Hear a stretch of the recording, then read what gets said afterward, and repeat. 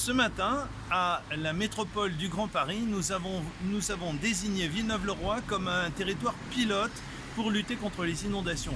Alors de quoi s'agit-il? La préfète a organisé donc avec les services de la ville et Enedis et I3F un certain nombre de réunions où nous avons ainsi élaboré un plan de lutte contre les inondations. Donc progressivement, nous rehaussons les compteurs, nous prenons un certain nombre de dispositions pour prévenir et rendre les inondations moins pénibles.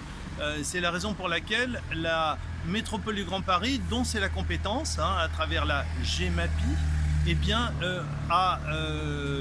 vient en support, en soutien de la ville de Villeneuve-le-Roi. Toujours sur le thème de la résilience, c'est-à-dire sur le fait qu'on essaye de limiter les inondations, mais cette fois-ci, non pas venant de la Seine, mais venant des eaux de pluie, puisque vous savez que la ville est sur un pan incliné, en coteau.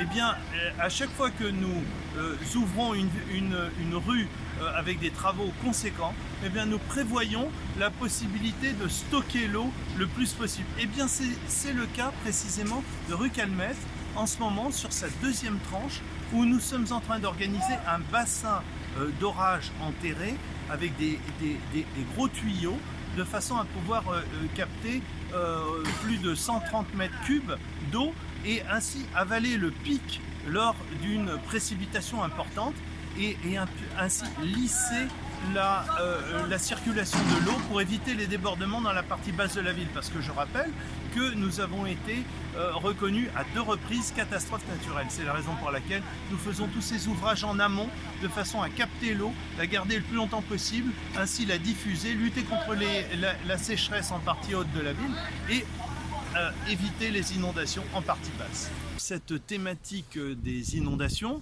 et donc là cette fois-ci inondations venant des fortes pluies, il faut savoir que nous sommes en partie basse. Là ici nous avons la rue Jean Saccard qui se trouve en alignement et ici le stade Gallieni. Eh bien le SIAG a réalisé, le syndicat qui travaille pour la ville a réalisé un bassin de façon à pouvoir capter les eaux de ruissellement qui provoquent les inondations, notamment de Saccard, Gallieni, etc. Donc ce bassin d'orage a vocation à accueillir 1500 mètres cubes d'eau en cas de très forte pluie. Alors, se posait néanmoins le problème de la rue Jean Saccard, parce que il manquait un raccordement entre les tuyaux de la rue Jean Saccard et ce bassin. C'est la raison pour laquelle la ville a acheté le pavillon qui se trouve derrière nous et permettre ainsi un raccordement entre la voirie et assurer un déversoir de la rue Jean Saccard vers ce bassin d'orage de façon à réguler, et c'était une attente très forte puisque ici nous recueillons des quantités d'eau importantes du fait de la déclivité et du dimensionnement des conduites en cas de très forte pluie.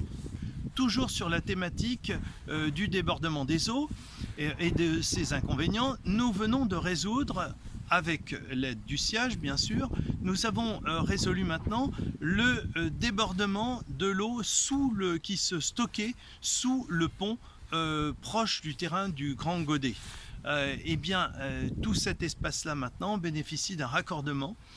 Il a fallu creuser, on a fait un raccordement, un piquetage, et maintenant l'eau ne devrait plus stagner à cet endroit, comme elle ne devrait plus non plus stagner à l'intérieur du souterrain qui se trouve sous la voie de chemin de fer. Nous sommes ici rue du Maréchal Leclerc, et donc là la campagne des travaux qui a été présentée aux riverains est en train de se déployer.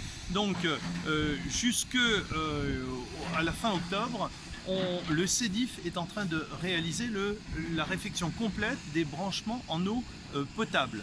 Donc là, c'est cette première tranche de travaux qui est en train d'être réalisée par le CEDIF. Suivront ensuite, à partir de début décembre, une campagne de travaux réalisée par le SIAG, mais cette fois-ci, il s'agira d'assainissement. Donc tout sera repris en matière d'assainissement. Et ultérieurement, la ville aura la possibilité de réaliser, elle, sa tranche de travaux, mais on aura l'occasion d'en reparler puisque ceci fera l'objet d'une présentation complète des aménagements de voirie qui seront réalisés une fois que tous ces travaux de fond seront terminés. Un petit point d'actualité, c'est la piscine. Alors vous savez qu'on a rencontré un petit souci après la campagne de fermeture. On a dû rallonger cette campagne de fermeture avec une fermeture de 2-3 jours pour des questions d'extraction d'air. Et donc une panne assez difficile à trouver a engendré ce délai de fermeture. Alors là maintenant, c'est terminé, la pièce a été trouvée et la panne levée, et donc réouverture de la piscine aujourd'hui même.